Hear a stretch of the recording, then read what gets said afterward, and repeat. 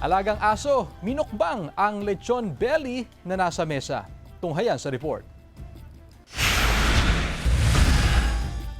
Yung akala nilang nagtatago sa kwarto dahil takot sa paputok, minumukbang na pala ang handang lechon belly. Yan ang nabuking ng isang fur mom nang i-check niya ang kuha ng kanilang CCTV nang mapansin nilang ubos na ang lechon belly na tira nila noong bagong taon. Kwento niya, 7 lahat ang alaga nilang aso at nagtatago sila sa kwarto dahil sa takot sa mga paputok.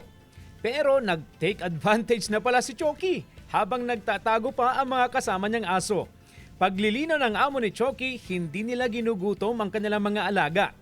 Hindi rin daw nila sinaktan si Choki kahit inubusan sila ng lechon belly. Samantala, kinagiliwan din online ang tila pagtakas naman ng isang chow chow mula sa kanilang bahay. Ang kwento ng kanyang fur mom, dahil sa sobrang abala ng mga tao sa kanilang bahay, naiwanang nakabukas ang pinto. At nang hinanap nila ito, nakita nila ang alaga na nag-aabang sa harap ng maling bahay na may kaparehong itsura ng gate. Ligtas naman nakauwi ang alaga. CJ Torida, One North Central Luzon.